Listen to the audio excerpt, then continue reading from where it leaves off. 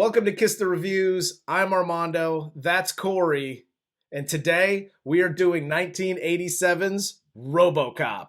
I'd buy that for $1. Let's dive right in, shall we? Please, let's do. Before we do, don't forget to like, subscribe, and comment.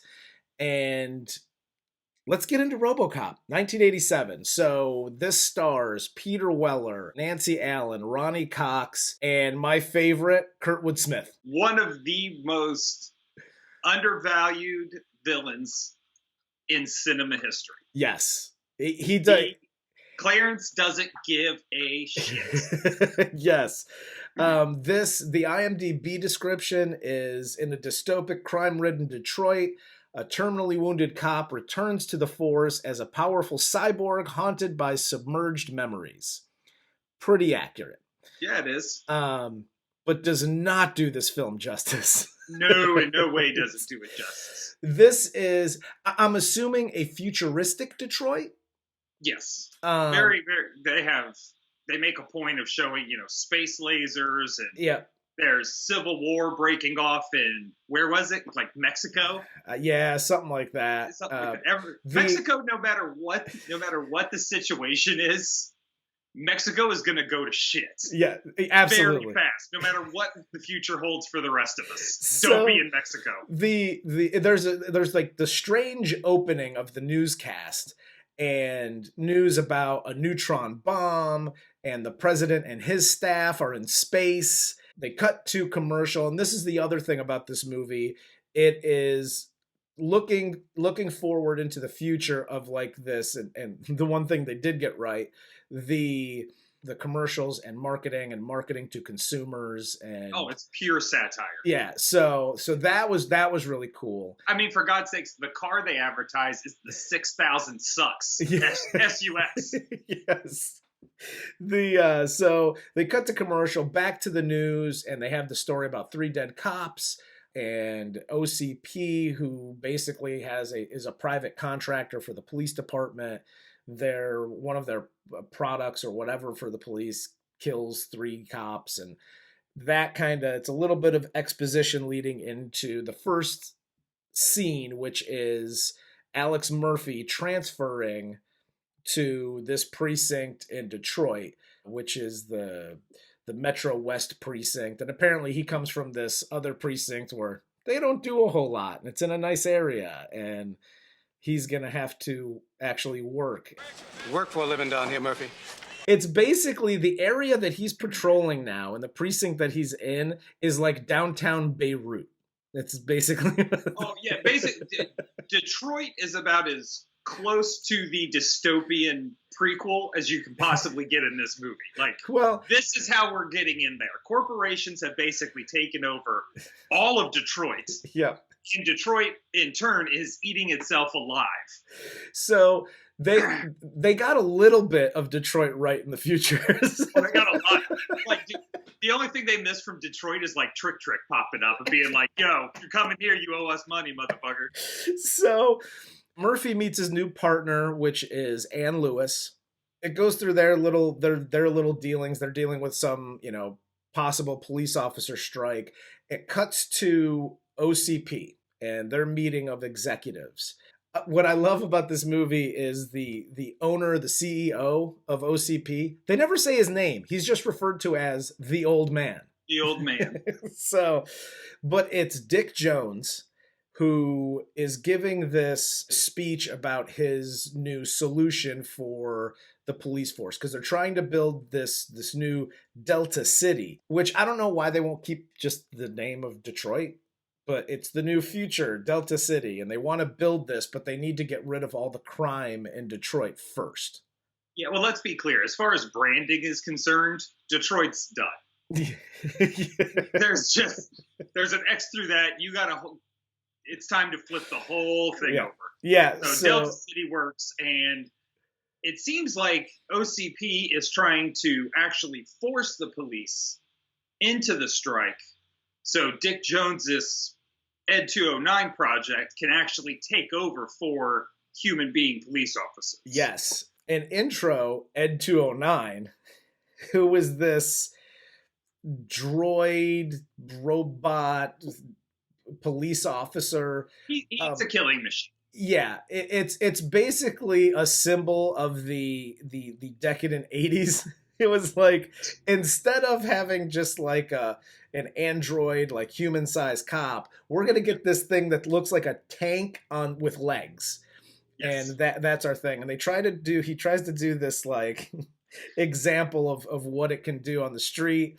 It malfunctions, and it basically mutilates an executive in the office. Yeah, we're going to go ahead and call this one our first PSA of the day. Hi, kids. Uncle Corey here.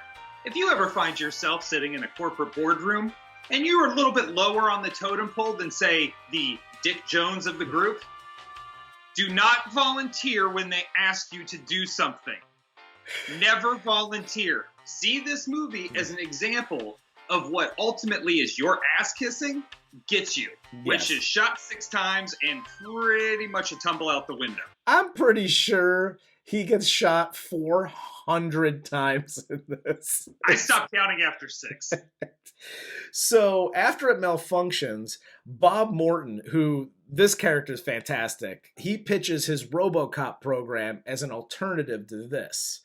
It's funny because they show the old man and he's like, "Oh, this is very disappointing, Dick." And of course, Dick Jones is like, "Oh, I'm sorry. And then the old man goes to the classic, Your temporary setback could cost us $50 million in interest payments alone. he does not give a shit that a member of this executive boardroom has been just annihilated in front of him. Absolutely fantastic. Oh, it's great. So he basically gives Bob Morton, the old man does, the keys to the kingdom, if you will, to run with this RoboCop program. Cut to Clarence Boddicker, Kurtwood Smith, and his crew leaving the scene of a robbery. Lewis and Murphy get the call. You know, this is when Murphy's doing his little twirly gun trick and showing Lewis that he does that for his son, not for his own Does his entertainment. son like Sheriff Turbo Laser or whatever the fucking show's called? Exactly. So they get the call. They chase Kurtwood and his gang of misfits to this abandoned factory, which also very true in Detroit. Lots of abandoned factories in this movie and in real life. So Yes. they chase him out there. Lewis gets knocked out, and she gets knocked out. She gets caught by the, "Hey, look at my dick" trick. She gets knocked out. The old look at my dick trick. Hey. Yeah, I tell you what, Officer Lewis, hashtag me too. Stop objectifying that man's penis. Okay? Keep your eyes focused on your job and you wouldn't have got knocked out off 3 fucking stories. Exactly. And then Murphy catches 2 of the guys, which, by the way, it's an overlooked line, I think, of this movie. But when he catches the 2 guys watching TV, he gives the line, "Dead or alive, you're coming with me." such a good line. So fantastic. But then he shoots the one guy, he's got the other guy, the rest of the crew surrounds him, and then they just massacre this poor dude. And this is really like, it starts off as almost kind of any old movie. You know what? You're getting introduced to the exposition, your new partner, they're getting to know each other. Seems like they're going to get along. Yeah. Dude, the fucking violence that takes place from this point forward, this is one of the most epically violent movies. Yeah. And I'm not just talking like, ooh, guns. I just like, dude, they get into some shit. This and it's is amazing. With the amount of, I know this is like a crime, sci-fi, action, thriller kind of movie with comedy peppered in throughout. And they do a really good job of the comedy. It's not like cheesy and campy. It but seems to be used through the commercials and the media. Yeah. Like, that's where most of your comic relief it comes from, is actually through the television that they're watching. Yes. But outside of those little like comedy breaks, this is a dark movie.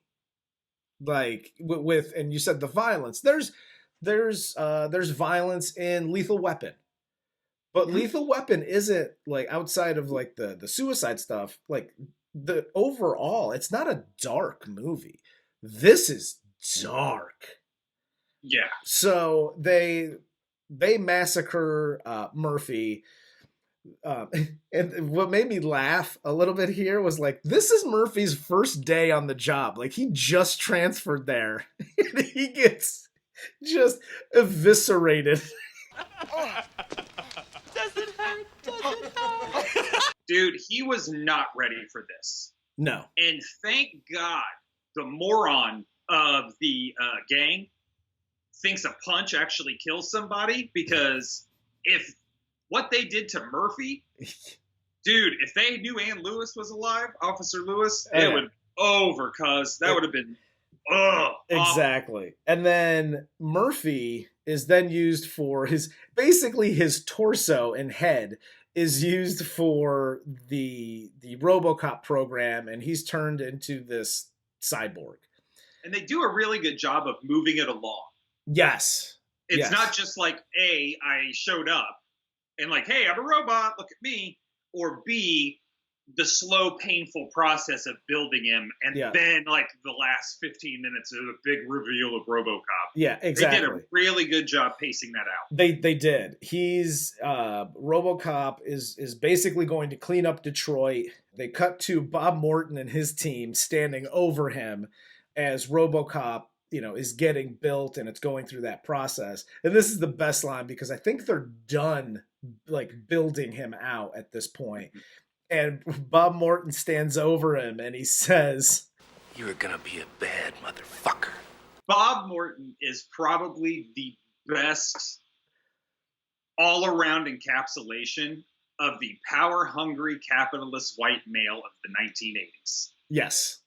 Because he doesn't give a fuck. He has no respect for tradition. Yep. He is hungry. He goes after it. And he's not stupid. Yeah, exactly. He's not dumb by any stretch. Mm-hmm. He knows exactly what he's doing. And he's playing all his cards correctly right up until, he dicks over a psychopath. Exactly. They show RoboCop wake up, walk into the precinct. Everybody's clamoring to see what the hell this is. I did have a couple of questions, because when he walks in and he sits down for like the diagnostics, right? And they have all the little scientists and hooking him up and doing whatever. And the one dude is explaining this and says that his digestive system is extremely simple.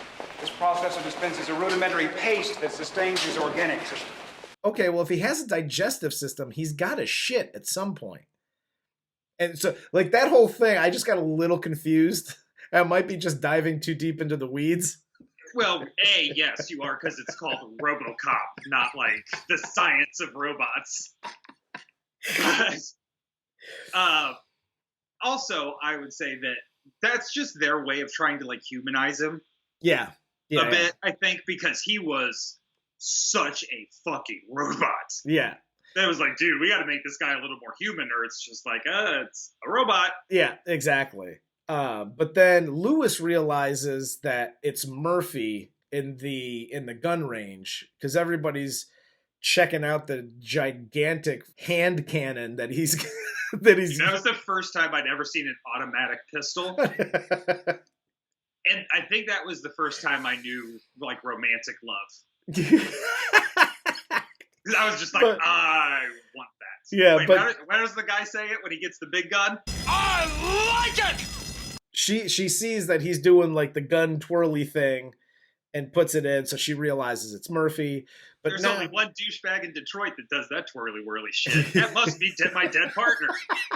my dead partner I had for 10 minutes.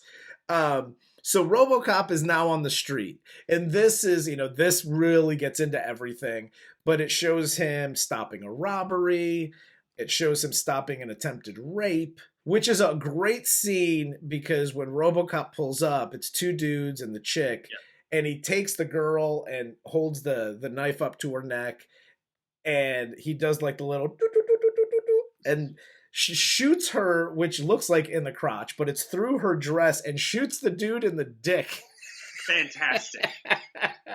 That's such a good scene. Such a great scene. And all this does really is, it's no different than if you go to any action movie and they get into a bar fight. Yeah. It's just to show how badass he is against normal people. Yeah. So when he goes up against Clarence and the gang of misfits, the little rascals, it's it's supposed to be epic showdown. Because they're the only ones that can take down RoboCop.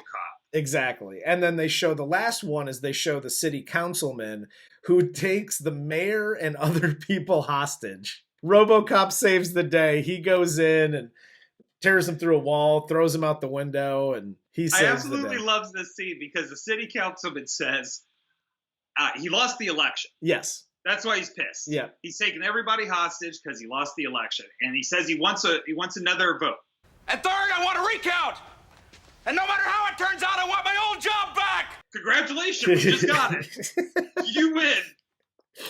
So Morton is then promoted to vice president of OCP because this RoboCop program is going so well.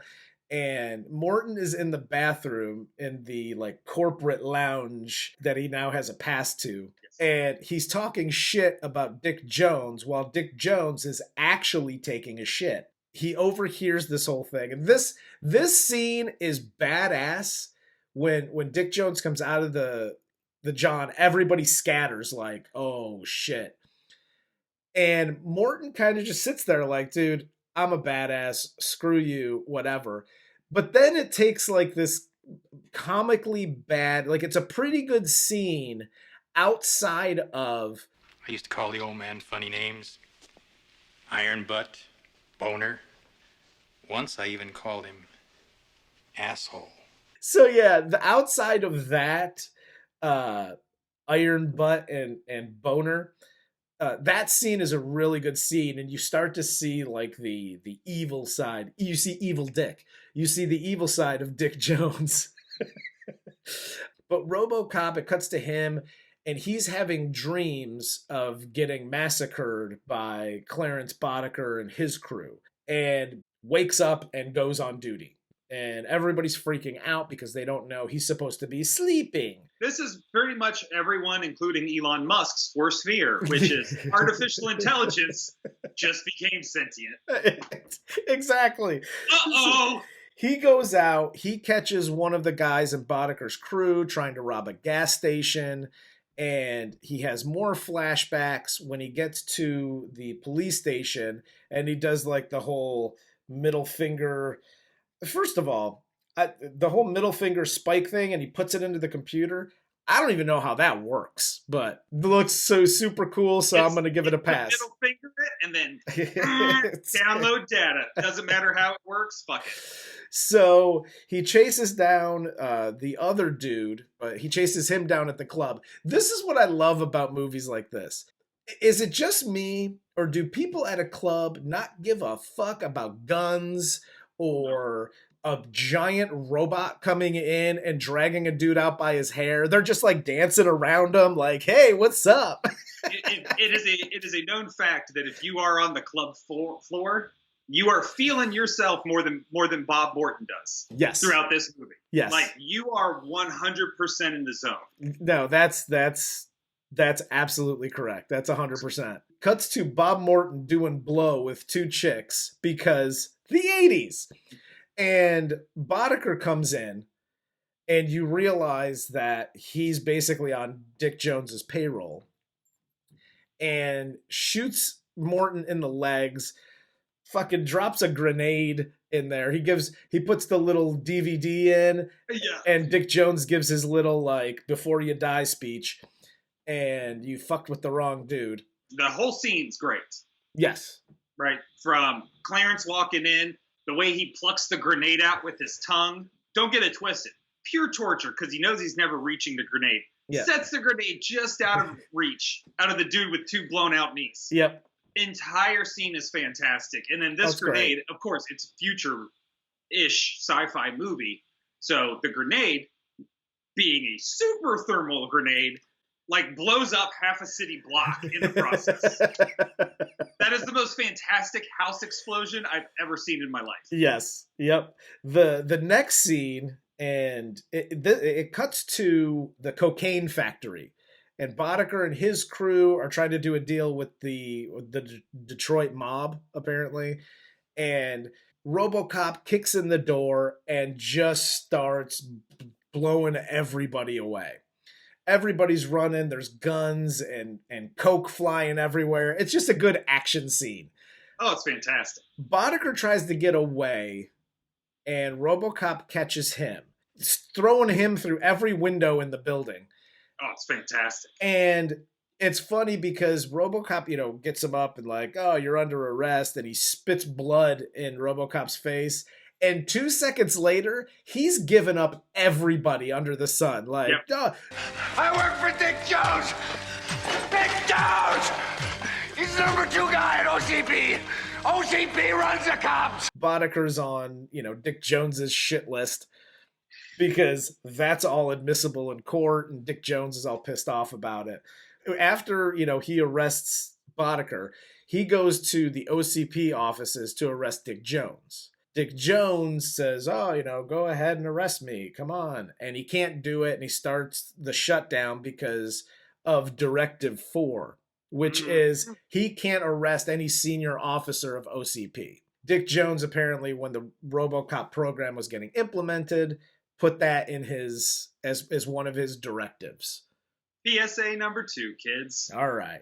Uncle Corey again. Hey, real quick, if you do happen to get turned into a cyborg sometime in the near future, be very careful. Yes. And check your directives, make sure you know them, because you don't want to get caught up in a situation like Murphy does at this point. Yes, Because exactly. it gets bad for Murphy. Yeah, because we enter Ed 209 again, and the robo fighting begins. Ed 209 fucks up RoboCop, but he gets away because stairs.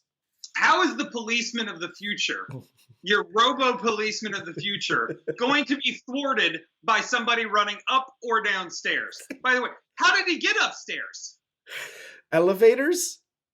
That needs a heavy elevator, bro. It's freight elevators, sure. 209 is not on Weight Watchers. That is a big forked robot. Yes, it is. Damn, boy. Damn, boy, he's thick. Boy, that's a thick-ass boy. Damn. RoboCop gets down, he gets away, he gets down into the parking garage where the entire police force is waiting because, Dick Jones decided to call the cops. They open fire on him, and this is just a really good scene, too. Ann Lewis helps him get away and takes him to another abandoned factory in Detroit so he can fix himself up. This is where he uses the drill and takes off the helmet, and you actually see Murphy's face for the first time since he was killed. You get to see the monster behind the mask. Yes. So Boddicker goes to see Dick Jones after this. Dick Jones's office is destroyed. Jones orders Clarence to kill RoboCop. Again, this is kind of a funny scene because Clarence, as Bert Kreischer would put it, walks into the room like a big dick into a locker room. Yeah. Just fucking doesn't have a care in the world. And then Dick Jones tells him, like, his evidence is memory, you fucking idiot. Like, we're in this now. Yeah. You gotta kill him. And Clarence shuts right back down again. He is all, like, studio gangster. Yes. I really think, because most of his guys do the shit. Clarence shows up when, like, Murphy's already trapped. Yeah. And then he's like, I'm going to be fun and witty.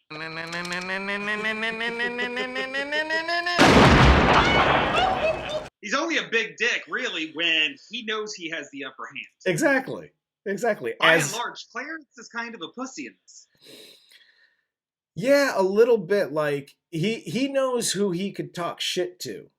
He knows he could take a beating. Yeah, he knows Dick Jones isn't doing anything, so he acts like the big swinging dick in the room when he's around Dick. Exactly. No pun intended? Sure. Dick Jones gives Boddicker military-grade weapons, and this is another great scene because he delivers said weapons to his crew. And dude, these guns are like, they basically, when I used the term hand cannon earlier, these are literal hand cannons. I don't know what caliber bullet they are, but apparently there's explosives in them as well. The caliber bullet is missile. It is unbelievable the damage they do. And I say, like, you know, when you see RoboCop's gun, oh my God, I really wanted that gun. I love that gun. Yeah. I'm confident I can shoot that gun and not destroy another part of my body just from firing it. Those long-ass explosive round rifles, dude, that would, like, rip the entire right side of my body. Well, and the funny thing is, when it shows them firing it, there is no kickback on these things. There's no that recoil is choice. There's no recoil at all. It's just like a little, like you're shooting a pea shooter. So, exactly. They find RoboCop at the abandoned factory, and the last 15 minutes of this movie are nothing but death and destruction. It's fantastic. Let's get it on. The one dude crashes into the toxic waste thing, which this is the one scene that I remember vividly from this movie. Yes. He crashes into the toxic waste. RoboCop gets out of the way. He gets washed out of the truck with the toxic waste, and then he just gets up. He's all deformed. And he goes and hangs on the one dude, which is the best and most realistic reaction to if one of your friends fell into toxic waste and looked like that. Don't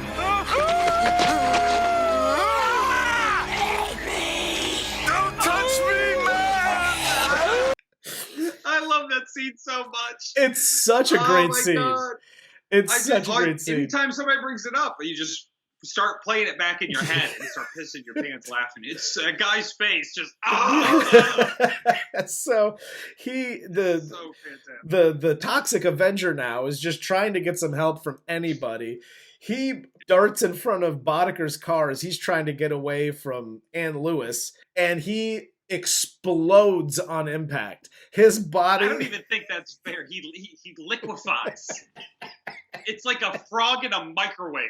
He just all over Bodeker's car. Oh, it's so great. It's so great. But Bodeker flips his car. He gets out. He shoots Ann Lewis a bunch of times. The guy who freaked out to the Toxic Avenger earlier gets to the little crane, drops all the scrap metal on RoboCop. Ann gets to the gun, shoots the dude, explodes the whole area where he's controlling the crane. Bodeker then sticks the iron rod into RoboCop. Which I got to ask a question on this too, because I mean, I wondered it back in the day. I wonder it now. RoboCop has gone through hell with Ed 209, right? Yep. He's beaten him once and gotten away. Yep. Beaten him and gotten away. He got lit up by all the cops in the parking garage. Yep. He's been shot by some of these guys going through fights, taking out the entire gang. Yep. Clarence then takes a metal thing and just goes bah! Through his heart like he's a vampire. And Murphy is in excruciating pain. Yeah. All of a sudden. Sayonara, RoboCop. I didn't like that part. Like, he could have been like, but like, Well, what? The best part about this scene is that after the spike, he takes the middle finger spike and just gives him a little punch to the neck. And just the glop that falls. You don't even see the wound or anything. You just see a glop fall right next to him of the insides of Clarence. Yep, exactly. And then he heads back to the OCP offices to where they're having another meeting. These guys have meetings like all day, every day. And he breaks into this meeting after destroying Ed 209 out front, because they have Ed 209 is now like the security guard out front. Which, by the way, all he does is pulls his car up, and they go, "You are not authorized to be here." Is that how you're greeting literally anyone that visits OCP corporate headquarters? Because that's insane. It's not even that. It's literally Ed 209 is just, they should just call it Death Machine, because if you go to, I don't know, City Hall or wherever, and you park out front where you're not supposed to park, there might be a cop that goes, hey, you got to move that car or else I'm going to give you a ticket. This Ed 209 thing is like, you are illegally parked on private property. You have 20 seconds to move your vehicle. Whoa, you skipped a couple of steps there. You went Right. But so he destroys Ed 209. He busts into this meeting and shows the old man evidence that Dick Jones had Bob Morton killed and that he's under arrest, but he can't arrest him because he can't arrest an employee. He's still employed. Yeah. Dick Jones then takes the old man hostage with a gun. The old man fires Dick Jones as he's trying to do this, to which RoboCop says, Thank you. shoots Jones. He goes through the window, plummets to his death, and saves the day once again from the evil forces that be. I have one quick thing. How do the OCP, the entire OCP staff, how do they not have PTSD right now? They have seen more people get murdered in their like boardroom than I'm pretty sure they've seen in their entire life. And not even just like, oh, he was poisoned, he had a heart attack. They got massacred in their meeting rooms. Hey, look, bro, corporate America's no joke. You show up to play. That shit's like the Hunger Games. Oh, it is. My question is, the old man says, Nice shooting, son. What's your name? you authorized him to exist. His name's fucking RoboCop. The line should have been, thanks, RoboCop, or nice shooting, RoboCop. And he said, Murphy. Yes. Nice shooting, son. What's your name? The fuck? You forgot me? That I'm literally the only RoboCop in existence. You said earlier, he really doesn't give a shit outside of just money and contracts. So I'm very disappointed. As we do in this show, does this movie stand the test of time, Mr. Idol? 100% yes. This is a fantastic sci-fi action movie. Yes. Just great. Avoid the sequels like The Plague, but dude, this first movie is absolutely legit. It is not for the faint of heart. No. At all. No, it's incredibly. If you like a good, inventive movie, this is it. The premise is great. Everything about this movie is just fantastic. There's a few. They did a great job. There's a few, like, if you're watching this movie, there's a few things that you're like, oh, this is what people in the 80s thought the future was going to be like. But outside of that, this movie's fantastic. It's incredibly entertaining.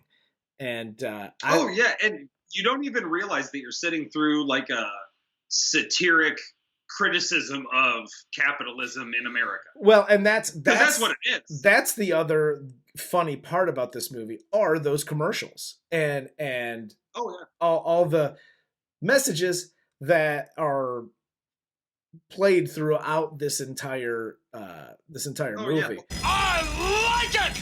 But the little things they layer in here are fantastic. Oh, it's absolutely great. Big is back because bigger is better. 6000 SUX, an American tradition. This is Kiss the Reviews, and this was 1987's RoboCop. I'd buy that for $1.